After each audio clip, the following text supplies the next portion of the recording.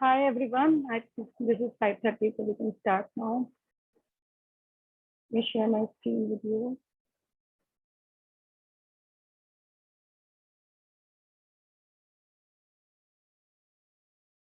Yeah, everybody can see my screen and everybody is on mute. The ideal participant. I hope I'm audible to everyone and everybody can hear me. So my name is Tripti and thank you all for coming, and I'm very excited to share this presentation with you. This webinar gives you the whole aim to have this webinar is to have a brief overview of the verbal offense. Let me just yeah. So a brief overview of verbal offense and the VB-MAP grid, and the way the developmental milestones are designed in the VB-MAP and its methodology to fill the grid. Yes. So first to introduce myself, I'm a BCBA, and I have been on both sides of this journey. I was just a parent before I became a professional. So I have a son on spectrum, and I truly understand how overwhelming these initial years are as a parent when you struggle to manage the responsibilities of the parenthood along with the emotional turmoils of the diagnosis, and how frustrating it becomes to be not able to help your own child. And moreover, we take them therapies to therapies, and we do hear these words, man, tag, and assessment, but we generally don't understand anything out of it. And the whole idea of this ABA thing and the whole therapies and assessment becomes so intimidating at times that we feel so scared to even ask and even what it is all about. And we do not understand what is the underlying reasoning of the programs, how the targets are chosen, why they pick up different targets for different people, different kids, and what is the basic functionality how they are going to improve their communication or their independence. We also struggle with this thought that whether we are teaching them the right thing or the way we are teaching them at home, is it okay, or are we doing any mistake? And even as a professional, as an entry level, we are very few who get the opportunity to sit with the supervisor or the trained expert to discuss the role of verbal offense or target goal in each case. Most of the time, we are given a program to run and collect the data. And very few get the support where they can relate to each program and goal to each child and to understand it thoroughly, why we are working and why this particular program is for this particular child. And the whole therapy session otherwise becomes so mechanical that we just have got the data sheet to work upon, and we do not understand the main purpose why these targets has been chosen. So I guess that after this webinar, probably we'll be having a little idea like what is the supporting skills, how they relate to reach to the target goal, and where we are on the assessment grid. And we can also work together, and once we have the knowledge, the background knowledge of these targets and the assessment protocol, we can achieve our targets faster. And I shall be very delighted if I can do my little bit to expand your knowledge. And as a parent also, if you can understand what is happening, where my child is lacking, what are the things I need to work upon more, where I need to insist the therapist. Or as a therapist, if I understand that, okay, where I am on the assessment grade, where I need to reach, what is my next target should be. So if I can expand your knowledge about verbal offense and VB-MAP assessment goal, then I shall feel that very thrilled and excited that I could achieve the purpose of my webinar. We reach. So when we talk about VB-MAP, the main thing which strikes us to is verbal behavior. So because VB-MAP has been designed for verbal behavior. So before I go ahead, I should request everyone. I mean, I can observe that everybody is quite a perfect audience here. So to keep yourself on mute, you can put your questions in the chat box and I shall take them after finishing my presentation. I respect everyone's time who's attending this webinar, and I want to finish the purpose of this webinar before I start getting into this answering thing. And once I complete it on time, then we can take individual questions from the chat. And I also request you to please, whoever is attending, to finish the feedback form. I shall give you the URL link where you can fill up your feedback form. And it really helps me to understand where I made a mistake and what are the areas I should focus upon in my next webinar. So let's talk about verbal behavior. Verbal behavior, this is a term which was being proposed, which was being delivered by Mr. B.F. Skinner in 1957. And he released his book, Verbal Behavior, and which proposed that language is a learned behavior. So any other behavior, how do we learn the behavior? Like we say the child has started crawling, or the child has started standing or running or walking. So these are other behaviors which are learned. That's how the verbal behavior is also a learned behavior. And all the principles of ABA can be applied to the verbal behavior as well. So in the ABA, there's a main mantra of ABA is the behavior goes where the reinforcement flows. So likewise, the verbal behavior can be achieved through the rules. If we follow the rules of ABA, then we can get a very good development in the verbal behavior for any child's repertoire. So before we say about verbal behavior, we should also explain how vocal is different from verbal behavior. So any literal meaning of vocal is it's a speech, you know. So if you say vocal, it's what I mean is that something to do with our auditory muscles where the sound can be produced. Whereas verbal, as per the Skinner, is a bigger term. It's not as limiting as speech, because verbal means a response which can be reinforced and become a form of social communication. So speech is too limiting. It is like unless you can hear me, you will not do anything. So I have to produce a sound to call myself that I'm having a speech. Wherever I can still, without speaking, I can get lot many work done. So you know, I can do the gesture. So if I do this and somebody comes near to me, then it means that my response has been answered, right? So this is the communicative gesture. Likewise, the sign language. So if the child does this and the mother gives him the sweet, it was communication, right? So it's also verbal behavior. If somebody gives you a pack sign of pizza and you deliver the pizza, it's also verbal communication. So you see, all the communication has the mediation by the another person. So you said something, someone has understood you, and they responded in a manner that which reinforces your communication. So every time you do this, somebody gives you the sweet, it means is you are communicating. You both are communicating, even though there is no sound, right? So verbal behavior includes all form of communication, like a sign language, text, written language, gesture, or any other form of communicative response. So even in this webinar, if let's say some of you may not hear me, they can, sign this, and I can start fixing my earphone, or I can see like all the chords are there or not. So it's a kind of verbal behavior because they could make me understand that I cannot hear you, right? So all the kind of behavior which makes you understand the other person, or any kind of social communication which has been reinforced by the response of the listener, is called the verbal behavior. So even an infant, when he cries, it's a verbal behavior, because anytime the infant cries, if I'm going too fast, then you can tell me on chat, because I have a tendency to speak fast. So even when a baby cries, it's a verbal behavior. And because whenever the baby cries, the mother comes or any adult comes and attends to the child, either they will feed them or they will, give them the comfort. So gradually the child get the reinforcement through their action, and it becomes a kind of social communication.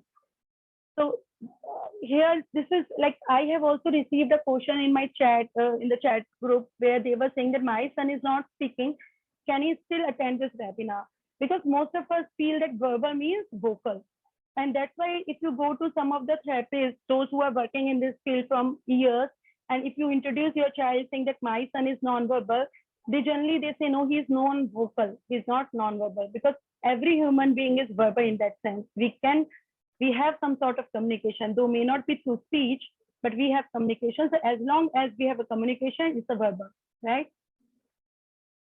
Likewise, when we say language, it's also a limiting word, because when we talk about language, we talk about English.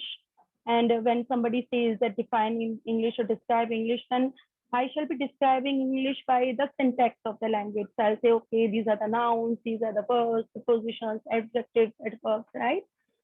Whereas verbal behavior is the behavior where the function does not matter. It is the form of the response which matters. So as per Mr. Skinner, um, this is the form of the response which makes the child learn the language, not the function of the response. Later, when they become 8 years or 9 years, or maybe earlier now, they may understand, okay, this is noun and verb. But before they start grasping the function of the language. So what is the verbal function means? It's like, let's say, if my child say cookie, then the person who is having the master in language, they may say, oh, he said noun. But the person who is observing as it as a verbal behavior, they will question you. Okay, he said cookie. Does he want cookie? Is he requesting for the cookie, or has he seen the cookie somewhere in the environment, or is it because you said cookie is repeating you, or did you ask him what do you have in your lunchbox? That's why he has answered cookie.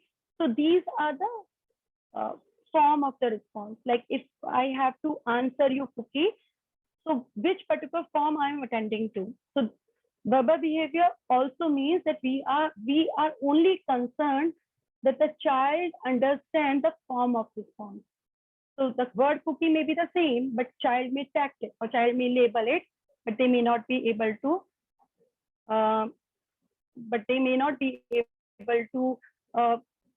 tact it. So when I show him the picture of cookie and say, what is this? They may say cookie, but when I said, oh, what do you have in your plate? Or what do you have in your lunchbox? Or what you had yesterday? Or what you like? They may still stay mute, because they cannot relate the function of the response. So the main idea why the verbal behavior has been so much advanced, and even in 1957, when Mr. B.F. Skinner has proposed it, it has lot many people has could feel that how they are different. What they were doing so far is the clear distinction between the behavior of the speaker and behavior of a listener. So verbal behavior has put a clear distinction. So, and Mr. Skinner was very much against the term of expressive language and receptive language. Because if I say expressive language or receptive language, it implicates that language is merely a different manifestation of a single cognitive process of speaker and listener. But they are the different process altogether. So it is very important to teach a child to both react to a speaker or to act as a listener. Okay, so he has to behave verbally as a speaker, and he has to understand when he's in the role of listener, what are the functions or what are the skills they must have, and when they are working as a speaker, what are the functions or the skills that they must have. Because these are the total different skills. And in most of the cases, in the typical case, we see that learning one type of behavior facilitates learning another, but that is not always true, especially the kids on the spectrum. So you may teach them a lot of receptive language, or I say listener response program, by showing them different cards or asking them to touch. But it doesn't mean that next time when you show them, if he's touching fish every time, and if he goes to the aquarium and if he sees fish, or you echo fish, he will say fish, even if he is quite vocal. Or if you ask him, what do you see here in this aquarium? They may not say fish, because so far you were working on the listener repertoire. You never worked on the speaker repertoire. So it doesn't mean that if I taught the child fish, he can use that fish everywhere. Now let's talk about VB-MAP. So VB-MAP is an assessment tool, and all of us knows what an assessment tool is. So it's a developmental assessment tool which works as a reference guide to understand the current level of a child, and we can compare it with its typically developing peers, and then we can plan, okay, what is the target which is missing, and what are the interventions which we need to give them to, to be able to cope up with it. VB-MAP is a very vast assessment tool. We have 5 components of VB-MAP. Today's webinar, we will be just focusing on VB-MAP milestone assessment and placement programs. Other than this, we have VB-MAP barrier assessment, VB-MAP transition assessment. All these 3 together make the overall assessment of a child. And we do have VB-MAP task analysis and supporting skills, and VB-MAP placement and IEP tools. I shall be only focusing today's webinar on VBMAP milestone assessment and placement program, but I will give you a brief overview what all these four components of VBMAP are. So first to talk is VBMAP milestone assessment and placement program. It's a total developmental program which has been divided into 3 segments, and each section has been pertaining to certain age groups. So section 1 is for 0 months to 18 months, level 2 is for 18 months to 30 months, and level 3 is to 30 months to 48 months. We will talk in detail for these developmental levels in detail later in the slide. So just to finish with these 4 components other than VBMAP. So what is VBMAP barrier assessment? So sometimes what happens that the child has been in the therapy center for almost 6 months or 7 months, and we say, oh, they haven't made much progress. Okay, so we have to sit back and see where the learning is not happening. What are the barriers in their learning, or why the acquisition skills are not? What are the barriers in gaining those? So barrier assessment provides us an assessment of 24 common learning and language acquisition barrier posed by the child. So I'll not go too much in detail. So they are like, they see like if the child has a intolerance or sitting intolerance, or if they have mind issues, or if they have a behavior, if they do not set up the job. So there are a lot many 24 common learning and language acquisition barriers are there. Generally, VBMAP barrier assessment is being used in the Western countries where the therapies are get the insurance by the insurance company, and the insurance company can ask the parents or the therapy provider why the child hasn't made much progress, and then they have to provide the barrier assessment to show that these are the barriers they are facing and they are working on these barriers, and then they can assess, okay, if we are reducing the barriers or not. Then comes VBMAP transition assessment. So you may have seen in some of the therapy centers and even the kids which we work, that sometimes we feel, oh, the child is making huge progress. They are quite ready to go to the mainstream school. They are socializing. They are answering in the group. They are sitting well. They can. They do not need one-to-one instructions, and they are ready for the school. And after 6 months down the line, they are back to the center. Why? Because they have not been assessed completely whether they are truly ready to be sit in a less restrictive educational environment, or are they completely ready for those group settings. So they have around 18 different skills on which they assess the child and see if they are ready or not. So together this makes the overall assessment programs in VBMAP. Now comes VBMAP task analysis and supporting skills. So the task analysis, so they have the 2 categories of skills. So one category is of the skills, they are related to our main target goals. So what are the sub goals you have to work upon before you reach to the main goal? So if I am working on the MAN level 3, then the MAN level 3 may be having some task analysis. There must be some sub goals to reach to that MAN level 3. So I can work on the sub goals, and gradually I can reach to my main goal. And other than this, we have the supporting skills, which are not related to your milestones, but they are the good to have it. So it is like so we have approximately 750 skills in VBMAP task analysis and supporting skills, which covers almost 14 domains of VBMAP. So as I said, there are 2 types, TA and supporting skills. So supporting skills contain a large number of language, learning, and social skills that a child needs to acquire, in addition to the specific milestone which has been mentioned in the milestone assessment and placement program. So, and then the last one is VBMAP placement and IEP goals. So it is the last one is like together with all these assessments and with the task analysis and supporting skills, we come up with the, I don't remember the number of IEP goals we can have through this, but if they also have a count, so it helps you in creating the IEP goals. So generally, the grades we see is mostly this milestone assessment and placement program. I don't know how many of you can see this, but this is very small, I understand. But let me just give you a little brief of this, and then I'll stop sharing the screen and I'll take you to the book where this page is there. So see, it has a 170 verbal milestone across 3 developmental levels.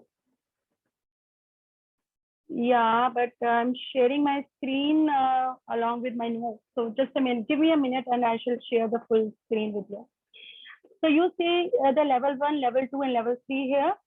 So as I said, that level 1 is what are the skills which a typical child from the age group 0 to 18 months has. Then these are the level 2 is for the skills which the child has from the age of 18 to 30. And the level 3 is for the age group 30 to 48 months. And we have 16 different verbal operands. So, you know, these headers you see here, this is the different verbal operands and the related skills. Not all are verbal operands, some are the related skills as well. And if I count all these boxes, there are the 5 boxes for each level under each verbal operand or under each milestone, then the total of these boxes are 170. So we just assess the child on 170 verbal milestones. And let me stop sharing here and I can show you the full page. Just a minute.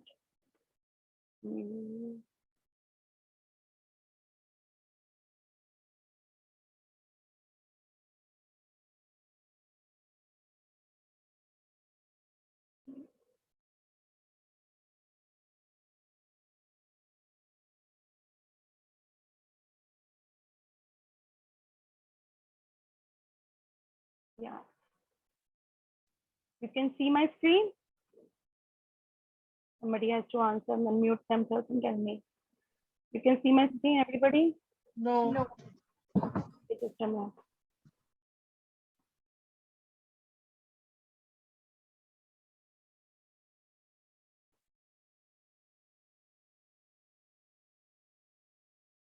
Yes.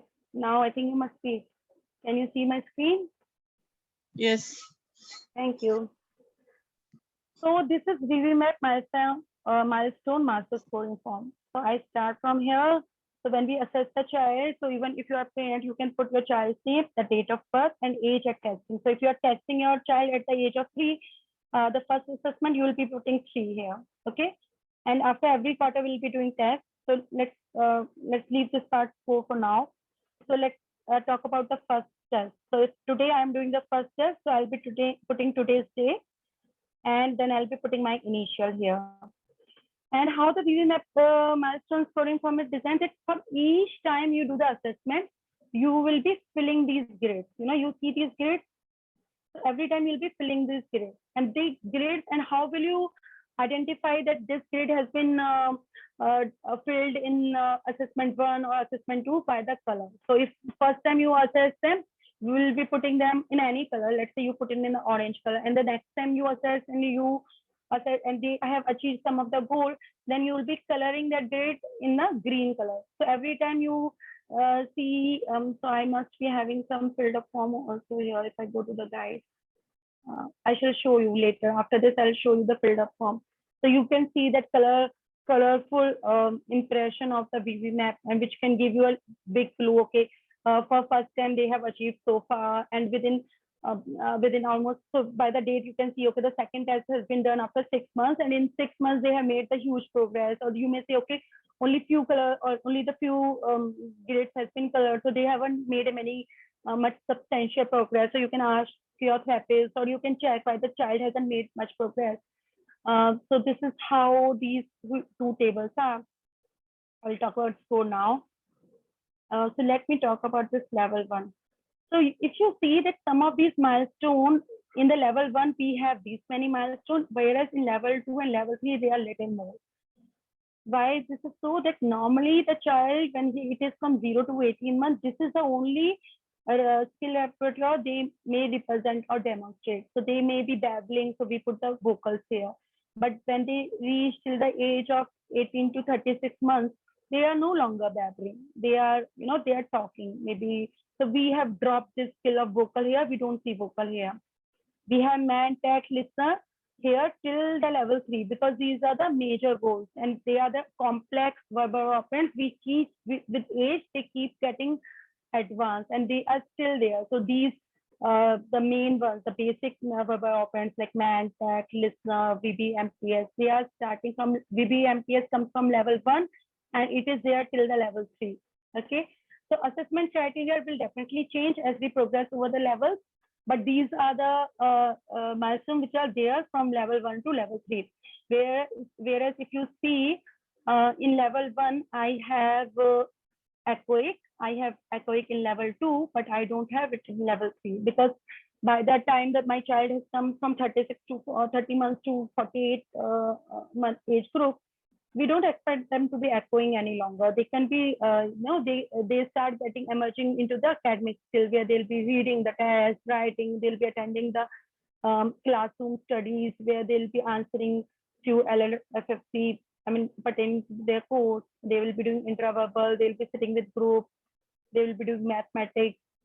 So these are the skills. So that's how you see that some of these milestones has been dropped and some has been added. Okay. So I'll just focus on this grade for now, and then I will go to another page and show you how they work. So now maybe some it's not very visible, but probably you can see there's a shaded line here with each main. So if you see the box here, so let's say level 1, manned, target 1, the full box. There's a one small shaded line here. So every milestone has, you can achieve the score of 0, 1 or half. So 0, if the child does not show you that skill, you will be putting as a score as 0. But in the instruction guide, the VB-MAP instruction guide, you will have the criteria to assess them and put the half mark. So let's say I will show you the VB-MAP instruction goal also, but here just to say that if the VB-MAP level 5 says that they should be able to man for 10 different items, and so if they can man for 10 different items, we'll be scoring them 1. But if they man, so if you say, okay, if they man for 5 items, we'll be scoring them half. No, it is not the case here. So we have to go through as the guide says. So guide says that they should be able to man for 8 items, then you can give them half mark. So if the child is able to man for 8 items, we'll give them half scoring. Okay. So as you keep coloring them, as so suppose say you are assessing them on the man, so you reach level 1, you see, okay, child can exhibit this level, you put it full shaded. Then on the level 2, okay, they are there full shaded. On 3rd level, they are half. As per the instruction criteria, they can just exhibit half of the skill. You will be just coloring it half. And in the 4, if they haven't shown anything, okay, so they haven't reached to the criteria of half also, so you will be leaving it blank. So it is possible. You can have gaps here. So you can have 4th level completely blank, the score as 0, but 5th completely full. It may happen that 4 is blank, whereas your 6 and 7 and 8 is also full. So we call them the splinter skills. Why they are the splinter skills? Because there are a lot many gaps. They are not completely solid bars. They are the gaps. So and we do not go with this approach that okay, this is cumulative progress. Okay, so my child is showing me the progress in level 3, but he has gap in level 2, or if he is showing the progress in level 3, they may not be having any gap in level 1. But let's say they have the gaps in level 2, then we cannot say, okay, let's not worry about them. Anyways, we have reached to the level 3. No, if it is there, if the gap is there, you need to work upon those gaps, because any gap you leave in your grade, it is going to impact communication or some of the social skills later in the later when they go advanced classes or anywhere. You can feel that okay, this gap was there, because of that we cannot expect this thing to happen. And so every time you will be assessing, you will be putting the age here. So this thing will remain constant as the age of the child, how he has been tested, the date of the test, and the score. So as I said that every time they reach the full shaded grade, it is 1. If it is half, it is half. Otherwise, it is 0. So you will be counting all the grades which has been shaded in your first assessment, and you will be putting the scores there. So every time you show it to someone, they can easily see the score, and then they can make an idea, okay, if the child has progressed very well or they have not progressed well. And then you can also see if the score is less, and you can see, okay, what are the skills they haven't, they have seen, shown the progress and where they are lacking it. So I'll stop sharing here and go back to my slide.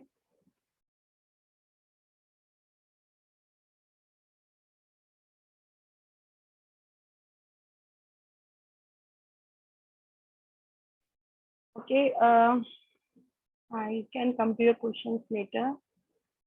This is the shaded bit. So you see some are yellow, some are orange. You see these are the color coded. The first assessment has put the yellow color and the second one has put the orange color. So it is, this is how it will look like. So it is, even if you see here in the level 1, it is, he has got all, the child has the solid level 1 repertoire, but still there is a gap here in their listener verbal skills. So you can still fill in. So you can see they have reached here in level 3, but still there are the gaps in level 2. This is how it has to be. So by looking at this card, you can see like how much progress they have made, where which verbal operant is strong, and if they are fairly balanced, if they are making progress in all the skills, or they are making progress in particular areas, in some skills they are not making much progress. And you can also see what are the stronger skills, and then you can use those stronger skills to teach weaker skills. So let's say if my child has a weak MAND, but he has a strong echoic, so I can use more of the echoic to teach them MAND.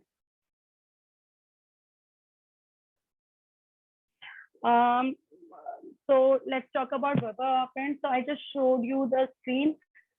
Some of you who want to remember the verbal operands, they are the main basic operands we have are, you may have heard MAND, TACT, echoic, intraverbal, imitation, listen, response, right? If you want to remember it, you can remember with this: Mother Terry eats ice cream in London. I can put it in the chat, but though you don't need to remember it, but if you want to remember, these are the main ones. The Mother Terry eats ice cream in London. So mother is like MAND. So most of you must be knowing what MAND means. MAND has come from demand, command, reprimand, or mandatory. So this is mainly work on the motivation. So very early learners who comes to us for therapies, we work only on the MAND, because MANDs are very important to teach. And much of the problem behavior in the child is been shown by the children who have a weak, delayed, or impaired MAND. Because if the MANDs are not strong, the child has to show you behavior, because they have a strong motivation to get something, but that motivation is so high and they do not have language to get it, then what can you expect other than behavior? So that's why we say that we have to first focus on MANDs if we have to teach a child, so that their behavior can be in control. And not only for the motivation, it is also, it begins to establish that listener and speaker role, because every time they MAND, you attend to their MAND. So they get that bonding with you, that this person is of use to me. So they get that social communication or the social behavior also, because MANDs are being attended by someone else, because verbal behavior is always meditated by another person. Then talk about TACT. Is a so MAND works on the motivation. TACT does not work on the motivation. It works on the sensory stimuli. So I hear someone, I hear a loud noise, and I say, oh, somebody is on the door. So it's a TACT that I could hear it. I could smell something burning, and I say, what is there on the gas? So it is again a sensory. And I saw something very beautiful, and I say, wow, so nice. So it is also, I visually I saw it. So or I can touch something and I say, wow, very rough or hard. So TACT goes only on the sensory stimuli. And most of you you have seen that sometimes it is observable and sometimes it is not. So pain, we want every child to say that he's feeling pain. So it is a TACT also, TACT only, because it is a sensory, but it is a non-observable thing. So teaching some of the TACT is very difficult. But if we work only on the TACT thing, if we can, if in your therapy session you are just showing them cards after cards and asking them to say it, and you are expecting that they will learn MAND and intraverbal by themselves, then it's never going to happen like that. Echoic, I don't think I need to say about this. This is just repeating the word of phrases. So some of the verbal operands are motor imitation, the textual, the transcription, that is also part of echoic. Then intraverbal is like the question answer form. So I ask you something, I give you a verbal stimuli, I ask you something verbally, vocally, rather here you say, and you answer me in a verbal form. So, and the both question and answer should not be same, otherwise it will become an echoic. So if I say, what did you eat yesterday? And you say pasta, it's an intraverbal. If I say, what is 5 plus 5? And you say 10. Or if I say twinkle, twinkle, and you say little star, so it's all intraverbal. So I'm giving you a verbal stimuli and you are giving me a verbal stimuli. So it's a intraverbal. So it's like mostly they're talking about things and activities which are not present. So typically children begin to acquire intraverbal behavior after they have a solid man, tact, and listen responding in their acquisition. So it plays a very important role in continuing conversation. So unless they have a good intraverbal, they will not be conversing with you. And the listener response, it is again the receptive skill. Some people may say that it's like an understanding. So if I say, can you touch, can you go and open the door? And the child goes and open the door. He hasn't said anything. He didn't brought me anything, but he followed my command. So it's a listener response that as a listener, they are responding to my speaker behavior. So I'm asking them something, but they are going and working on that direction. That is listener response. Other than this, we have visual perception and match to sample, which is also very important. So you have seen the child, we give them the puzzle piece and they are the full puzzle in the box and they can see that puzzle and then they can make the puzzle by themselves. Or even if you buy the IKEA furniture, you get those papers. Nobody reads what is written, but we just go by the pictorial thing. Okay, we have to fix it here, we have to fix that there. So with how we work on this, because these are our VP or the visual perceptions and match to sample. So let's, I don't have much time, but I'll play a small game. I think most of you must be having a fair idea of verbal operants. So it's a little quiz. You have to put your answers on the chat box, okay? And everybody please participate. So let's go. So I give you the scenarios and based on the scenario, I ask you what verbal operant is. Out of this, it has to be one and you have to give me the answer through chat. Okay, let's start. So I go to the Starbucks and I order coffee. I look at the person who's taking the order and I say, cappuccino. What is this? Is this man, tact, echo, intraverbal, or listen response? Please put on your chat.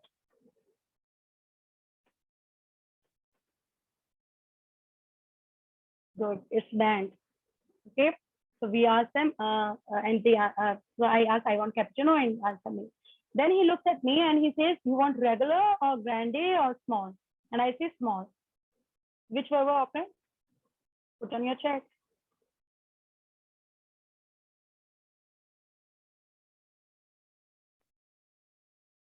Intraverbal, smart people. And then I say how to pay you, and the person shows me at the GPay code scanner, the GPay code, and I take my phone and I scan that code and pay. What response was it?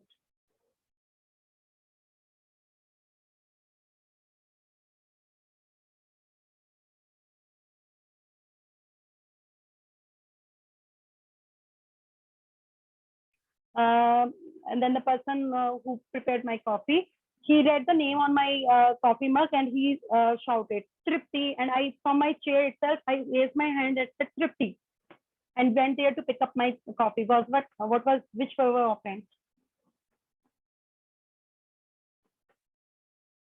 I did echo. He said Tripti and I said Tripti, right? Okay. Now, while I was having coffee on my chair, I saw a lady with a very beautiful bag, and I said, "Oh, since Michael Kors, what was this? Which verbal operant?" Yes, this is cat. So I just saw the bag and I said, all the ladies are replying to the Michael Kors. Okay. Then while I was having coffee, I could see that everybody who is leaving the Starbucks are putting their cup in one of the container at the end of the door, besides the door. And I started doing the same thing. What did I do? Which verbal operant? Imitation. Yes, not echo because I'm not repeating the verbal. Do you want to play more? One more scenario. Only one, yes. We can go ahead or we can move one more. Okay, let's have one more. Okay. So I went to the airport and I had my lunch before going to the airport. Okay. And then I decided to wait at the food court and I could smell fresh idlis. And I told to myself, oh my God, Udupi idli. What was that? Yes, it was that. And then while sitting there, I listened to the announcement that all flights to the jet passenger, they should board their flight from the gate number 5D. And I start proceeding to the direction. Which verbal response? Listener response. Yes.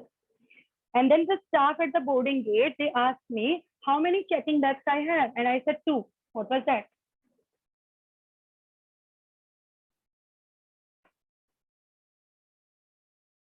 It is intraverbal. So they asked me and I answered to them, right? So they asked me how many bags do you have? And I said two. Yes, no problem.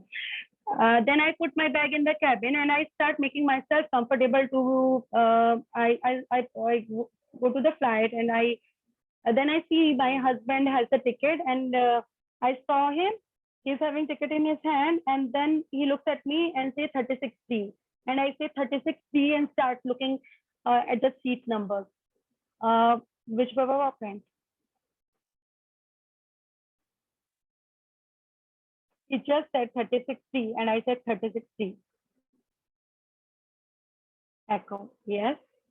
Then I sat on my 36D and the one fellow passenger, he had a ticket in his hand. He looked inquisitively at me and he said, is this your seat, 36D? And I said, yes. Which verb operand? Intraverbal, smart people. And then I called the cabin crew and I said, I want newspaper. She brought me the newspaper. Which verb operand? Good job, man. Fine. Smart people. This is man.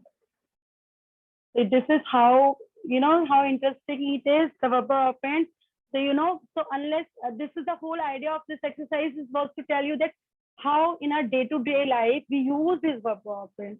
You may say that I am vocal, I am speaking, I am verbal, but this is not only the speech I am relating, which is useful for me to communicate with you. It is a different verbal operand which is helping me to communicate with you, right? So I can understand it is a question, so I answer that and accordingly. So I'm running short of time. So let's go to this. So this is, this I want to show you, this is my last two slides only. So as I said, that this is how we fill. Can you see my screen? I know this is not very big, but still. I shall explain you, man, after I finish this thing. Okay. I can zoom, but then this is my keynote presentation. So if I zoom it, it takes the whole position and I get out of zoom. I shall share the screen. So I think I don't need to share much here now.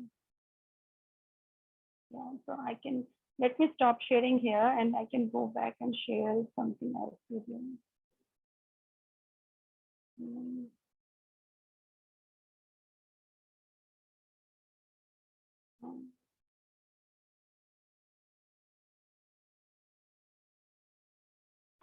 Okay, this is what I wanted to show you. You can see my screen, right? So see, this is MAN level 1. So can be doing the four assessment and accordingly I'll be putting the total score. I will not go here for this. I think it will take long time to explain this and probably this webinar is will not address all the things here. So let me go to this assessment thing here. So this is for the score which I did in the first assessment, in second, third or fourth assessment. So the level 1 says that the child is able to emit 2 words. It could be words, it could be sign, it could be icon selection. So remember, we are talking about verbal behavior, which is not limited to the speech. So any kind of communication which comes into the category of verbal behavior is a communication for me. So if they can emit 2 words, They may require echoic. So if I say, you want cookie, and the child says cookie, so he's echoing, but at the same time he's manning. He wanted a man cookie, and he's answering to that man with the echoic prompt. So I will score them 1 if they can emit 2 man. Likewise, if they can do 4 without prompt. So here I'm not giving them any echoic prompt. I'm just asking, what do you want? And then they say cookie. Or if they give me 4 man, they can say cookie, they can say music, or they can say sleep, or they can say play, swing. Then I shall put 1 here. The criteria for half is in the guide. I can show you this, and likewise it goes like this. So if they can emit, so I can, let me show you the criteria for half here. So you see in this guide. So we have the 1.4. If the give child, you can give the child 1 point if they give the 4 different reinforcer, or if you give the half point if they give 3. So you see the total 1 score is for 4 men, but for half score doesn't mean that they have to be able to give me 2. It has to be 3, right? So it doesn't go with your mathematical skills that half means half of the skill. No, you have to again go back to your guide and see how much they have produced. So if they have given me 3, it is half. If they are 2, then they are 0. They are still 0, because either I can have 0 or half or 1. Okay. Let me, I think.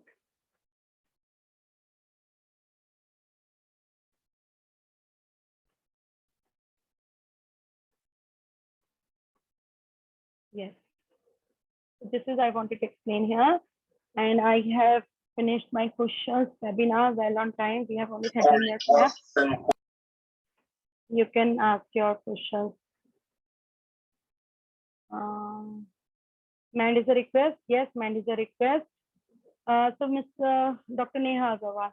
So Mand, every time when we say about Mand, it should work on motivation. So if you sometimes what happens, we think that my child loves bubbles, and we keep teaching them bubble, bubble, bubble, bubble. And we say, oh, I have taught her bubbles. It is her Mand. She likes bubbles, but she is not using it. I'm teaching it Mand. But maybe the motivation is not there, right? So if the motivation, if you're teaching Mand without a motivation, then you cannot expect the result. So the child may like bubbles, but at that particular condition or the scenario where you are teaching them bubbles, at that time maybe they are liking some other toy, or maybe they just want to play some other thing. So if at those, so you have to first see where is their motivation, and then only you should teach them Mand. So Mand is only for motivation, and Mand keeps changing. So if you think, okay, these are the 5 words which I'll use for my Mand training, and every time the child comes for the therapy, you are teaching only those 5 words, that let me tell you that there's a 99% chance you are failing, because you have to see where the child's attention or focus or motivation is lying on that particular day, on that particular time, in that particular setting. First catch their motivation and then try to teach them Mand. If they are not motivated enough to play with bubbles, and you are still teaching them bubbles, then you are not doing Mand. Okay, Mand is a request. Yes, they bubbles, and you get them bubbles.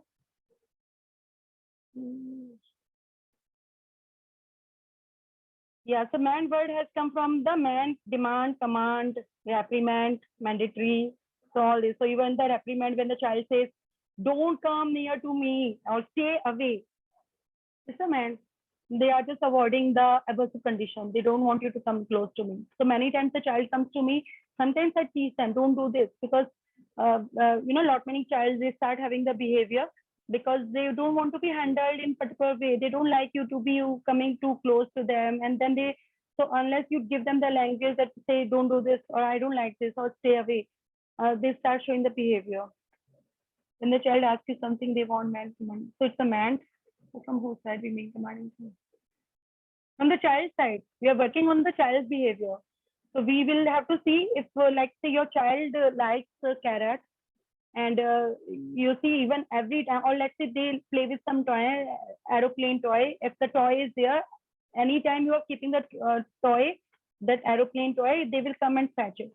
So it is his it is a motivation to play with the toy is too high, right? That's why he's always coming back to the toy. So you can use it as a man. So you can hold the toy for a while, and you can see while giving the toy, you can say aeroplane or toy. Toy becomes very generic man. We should not work on the generic man in the beginning. So we should say aeroplane. Child side. So yes, it is the man. When I'm saying it is child, everything is from the child side.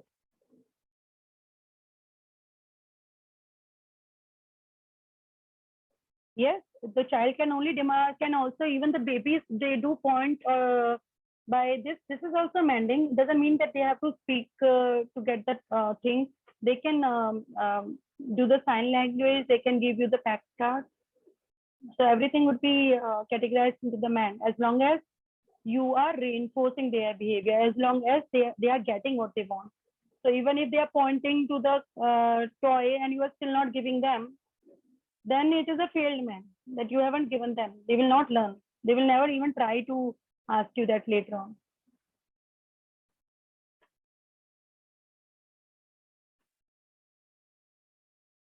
So 1, 2, 3 till 15, Mr. Vishal. So every, I have shown those targets in every level. They have the different developments or the milestones, and every milestone has the 5 target levels. So every milestone has been split into 5 levels. Every level has target, the band or the category on which we have to work. So they have categorized, okay, these are the man targets, this is the tech target, and every target has the 5 goals. So for every goal, we have to keep working and get those goals filled in.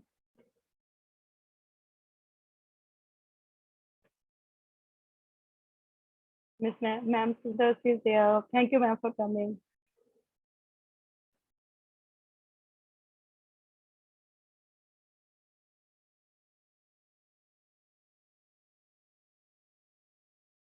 Yeah, so when I say, sometimes, thanks, ma'am.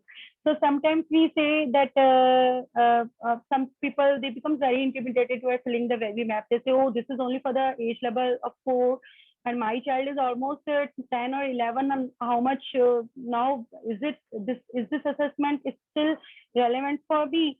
But I would say yes, even till the child reaches to the teenager level, because there are many, because it gives you a guide, it gives you a Bible how to start working with your child. So unless you know what to work upon, how you are going to work. So first you have to see if you start thinking or hoping or planning that one time he'll be playing with other kids or going to the normal school and sitting in the social settings as my other kid is doing, and you are not working on the basic goal, it will not happen. It will just remain a dream. So this Webby map, many times if people come and they say, oh, my child is almost 10. Do you think Webby map makes sense to them? I say, yes, it makes sense to them. So there's a Miss Barbara who she has a son who is also on the spectrum. If you go to her site, she has written completely that even till the age of 15 and 16, they can make good use of Webby map.